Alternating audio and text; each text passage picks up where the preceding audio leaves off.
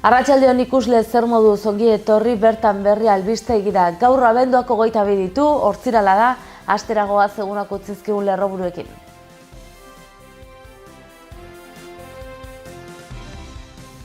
Nafarroako parlamentuak zerrenda bakarraren aurkako legea onartu du.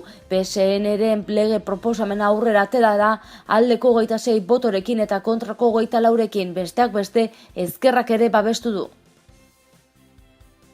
Nafarroako parlamentuak argi berdea eman dio 2018ko aurrekontuei. Datorren urtean beraz, ia 4.000 milioi euroko aurrekontua izango du foru gobernuak gastu zein inbertsio publikorako.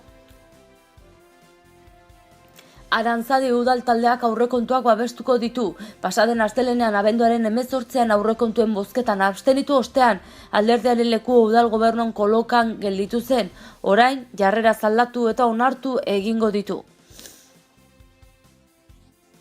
Nafarroako gobernuak eta Baztango udalak uholdeen aurkako neurriak aurkeztu dituzte Elizondon.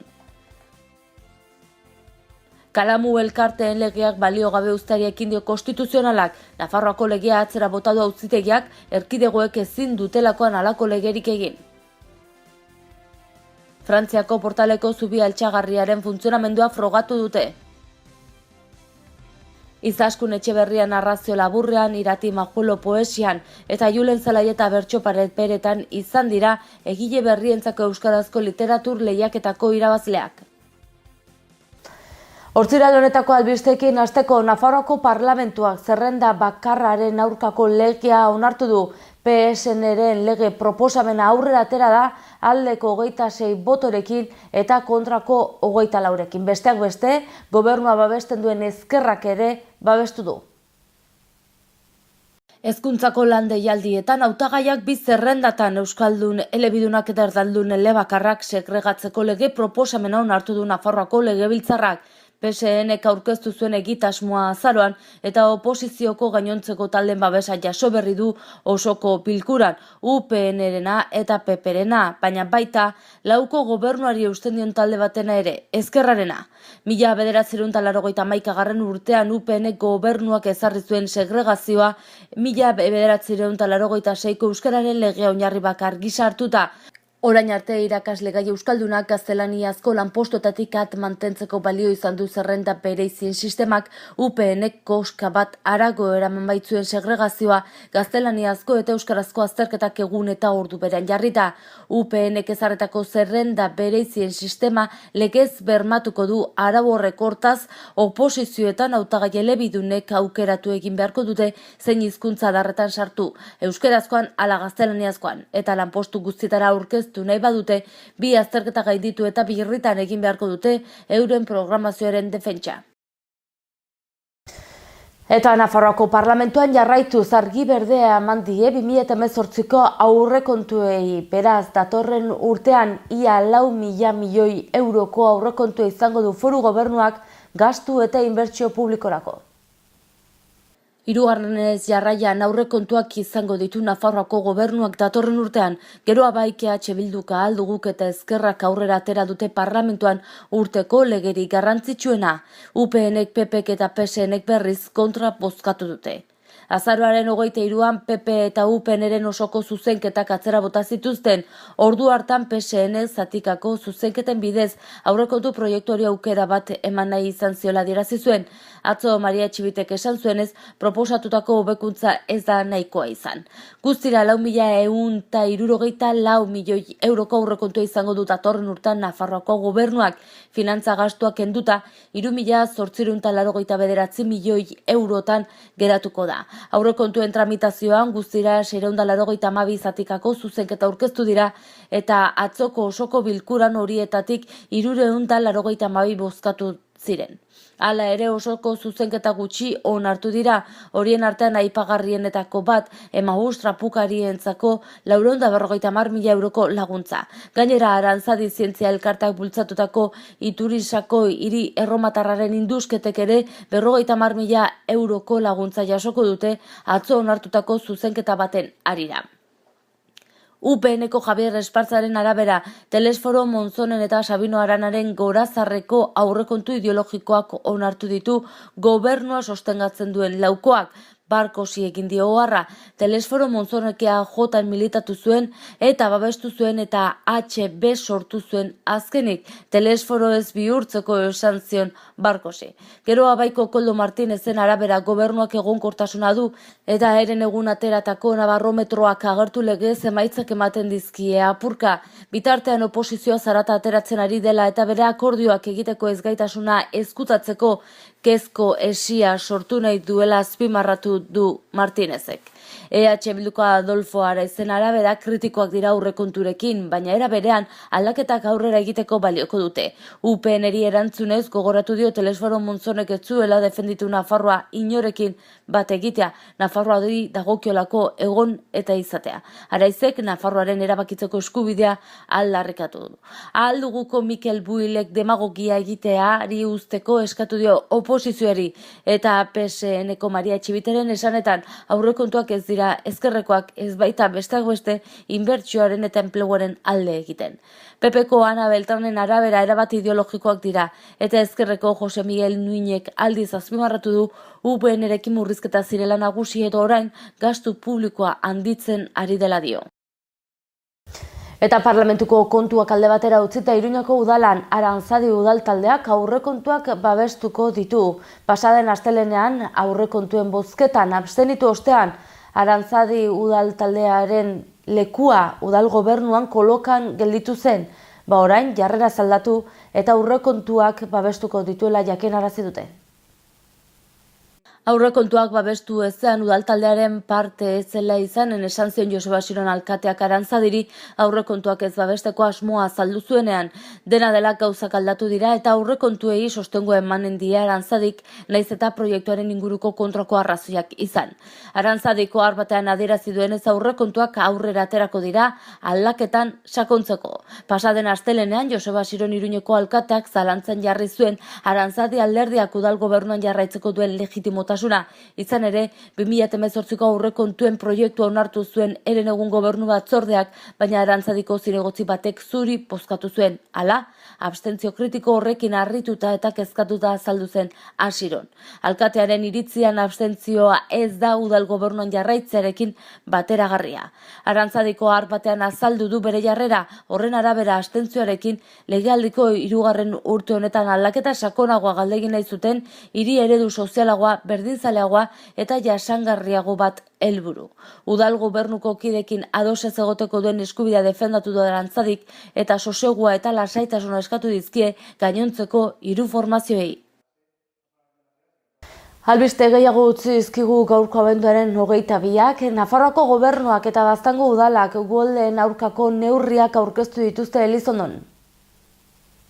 Nafarroako gobernuak eta Baztango udalak uholdeen aurkako neurriak aurkeztu dituzte Elizondon. Neurri horiek Europako HBO gurea mugazgaindiko arroen kudeaketa integratua proiektutik atera dira eta haien artean aipagarriak dira udal eskumeneko larrialdi plana denbora errealeko datuekin eguneratzea eta herritarrei abisuzko SMS-ak bidaltzeko sistema bat ezartzea, Lamia izenekoa. HBO gurea proiektuaren ezaugarriak bidasoako uholde arriskuaren kudeaketa plana eta uholde arriskuari aurre egiteko Baztango udalaren larrialdi plana azalduko dituzte. Uholde arrisku potentzial esanguratxudun areetako bat da Elizondo. Planteatu diren neurriak Kantauri ekialdeko mugape hidrografikoaren Espainiako zatiko uholde arriskuaren kudeaketa planean daude, bai eta uholde arriskuari aurre egiteko foru komunitatearen larrialdi plan berezian ere. 2013an Baztan ibaiak gainezka eginez gero Baztango udalaren ekintza plana onartu zen Baztango udalak. Udal eskumeneko plan hori ibaiaren mailaren eta pluviometriaren araberako abisuetan egituratzen da eta larrialdi fase bakoitza sekuentzialki aktibatzea proposatzen du. Oraingoan lehen aldiz Nafarroako gobernuak GAN-NIC-en bidez aplikazio bat garatzea eta ezartzea ere finantzatu du. Aplikazio horrek batetik uholde gertaera kudeatzea ezartzen dio udalari eta zer larrialdi mailatan dagoen, horren arabera zer neurri hartu behar dituen adierazten dio eta bestetik abisuzko SMS mezuak bidaltzen dizkie Lamia sistemaren bidez alta eman duten herritarrei. Aurrerago zenbait barrera desmuntagarri emango dira babesteko sistema gisa uholde kasuetan urak hartzen sortzen dituen atari eta saltokietako zirrikituetan jartzeko. Konporta horiek luzagarriak dira eta establezimenduetako eta atarietako zirrikituak eta ateak estaliko dituzte. Erraz eta azkar instala eta desmunta daitezke eta maneiarriak eta erraz gordetzeko modukoak dira, jabeek azkar muntatu behar izango baitituzte. Kalamu elkarteen legeak baliogabe uzteari ekin dio Konstituzionalak. Nafarroako legea atzera bota du beraz auzitegiak erkidegoek ezin dutelakoan halako legerik egin. Kalamu klubak arautzeko legeak onartuak dituzte Nafarroako parlamentuak eta Eusko Legebiltzarrak, baina horiek bertan behera uzteko bidea hasi du Espainiako auzitegi konstituzionalak. Atzera bota du Nafarroako legea esanez, droga kontsumoari buruzko legeria Espainiak ezartzen duela eta erkidegoek ezin dutela horren bizkar erabakirik hartu. Euskal Autonomia Erkidegoko adikzio legearen kontrako helegitea tramiterako onartua du. Aurreko legealdian onartu zuen legean Nafarroako parlamentuak 10.000 sinadura bildu ostean iritsi zen proposamena legebiltzarrera eta talde hauek babestu zuten PSN, Bildu Aralar Nabai, Ezkerra eta Geroa bai. Aurka bozkatu zuten aldiz UPNek eta PPek, esanez Nafarroak ez zeukala eskumenik horrelako lege bat egiteko. Tesi hori bere gain egin du Konstituzionalak, Espainiako gobernua jarri zuen helegitea eta ohartarazi zuen legez kanpokoa zela Kalamu elkartei lege babesa ematea. Kalamua legez kanpoko droga dela azaldu du Konstituzionalak. Adierazi du Nafarroako legearen helburua zela kalamua kontsumitzeko jardurari babes legala ematea eta horri ondorio inkriminatzaileak kentzea. Alegia, auzitegiaren esanetan, Espainiako zigor kodean delitu den jarduera bat babestea. Lege babesa ematea zigor legedia egin duenak delitutzat jotzen dituen jardunei. Zigor kodea eta herritarren segurtasuna Espainiaren araubidekoak direla gogoratu du.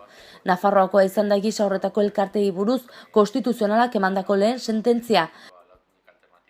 Eta Iruñan, Frantziako portaleko zubi altxagarriaren funtzionamendua frogatu dute. Iruñeko udaleko hainbat teknikarik erregeen kabalgatako elkartearen ordezkariekin batera Iruñeko aldezarreko Frantziako portaleko zubi altxagarriaren funtzionamendua frogatu dute. Arresietako seiateetako bada Frantziako portalekoa eta egun bere horretan mantentzen den bakarra da, hau da, originala, 1753koa esaten denez. Teknikarie funtzionamenduaren azterketa sakona egin dute eta ezkenik dertxe maniobra deitzen dena burutu dute. Urtean zehar erabiltzen ez den taula mugitu dute. Eta ostiral honetako albisteekin bukatzeko Izaskun Etxeberria narrazio laburrean Irati Majuelo poesian eta Julen Zelaieta bertso paperetan izan dira egile berrientzako euskarazko literatur lehiaketako irabazleak. Denera 30 idazlan aurkeztu dituzte Iruñeko udalak antolatutako lehiaketara, horietatik 13 poesiakoak, 11 narrazio labur eta 6 bertso paper. Kategoria bakoitzean lehen saria 2.500 eurokoa da, bigarrena 1.000 eurokoa eta hirugarrena 500 eurokoa eta 250 eurokoa aipamenak ere banatu dituzte.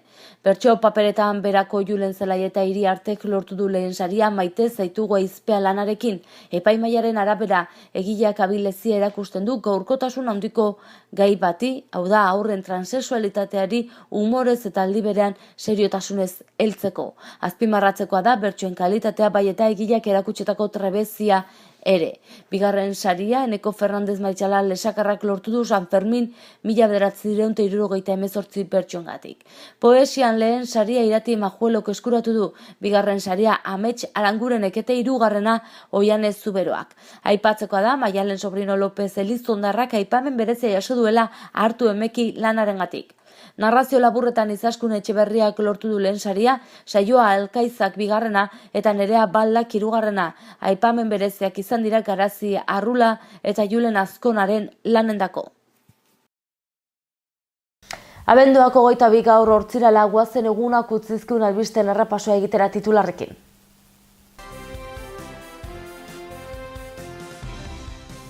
Nafarroako parlamentuak zerrenda bakarraren aurkako legia onartu du. PSN-ren lege proposamena aurrera atera da aldeko 26 botorekin eta kontrako 24rekin, besteak beste Ezkerrak ere babestu du. Nafarroako parlamentuak argi berdea eman dio 2018ko aurrekontuei. Datorren urtean beraz, ia 4.000 milioi euroko aurrekontua izango du foru gobernuak gastu zein inbertsio publikorako. Arantzadi udal taldeak aurrekontuak babestuko ditu. Pasaden astelenean abenduaren 18an aurrekontuen bozketan abstenitu ostean, alderdiaren leku udal gobernuan kolokan gelditu zen. Orain, jarrera aldatu eta onartu egingo ditu. Nafarroako gobernuak eta Baztango udalak uholdeen aurkako neurriak aurkeztu dituzte Elizondon. Kalamu elkarteen legeak balio gabe uzteari ekin dio konstituzionalak. Nafarroako legea atzera bota du auzitegiak, erkidegoek ezin dutelakoan halako legerik egin. Frantziako portaleko zubi altxagarriaren funtzionamendua frogatu dute. Izaskun Etxeberria narrazio laburrean, Irati Majuelo poesian eta Julen Zelaieta bertso peretan izan dira egile berrientzako euskarazko literatur lehiaketako irabazleak. Eta bertzerik ez gaurkoz, mila esker zuen arratagatik eta asteburu ona izan. Aio!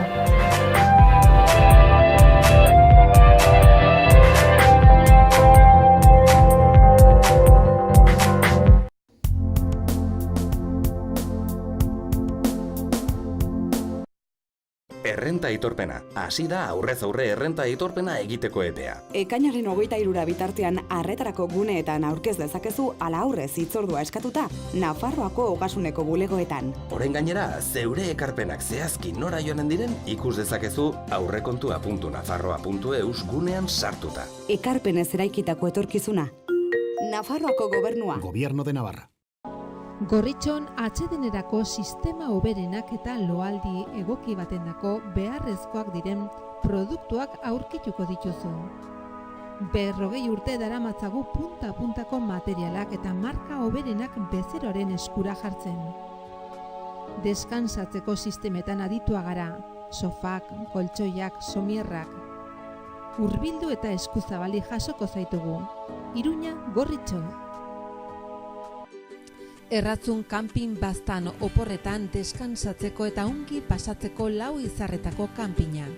Ingurunez zoragarrian eta lasaian. Hondarribit eta Donibane Loitzuneko hondartzetatik 3 ordu laurden eskasera, Baztan kanpina. 100 metro kuadroko 150 partzel esiak eta itzalarekin, argindarra eta ura zornitutakoak. Heldu eta umentzako 2 igerileku, jolastoki, ostatu, jatetxe, supermerkatu, padel pista, squash, petaka eta ping-pong. Mediku zerbitzu 150 metrotara erratzu herrian bertan. Erratzun Baztango bihotzean Baztan kanpina.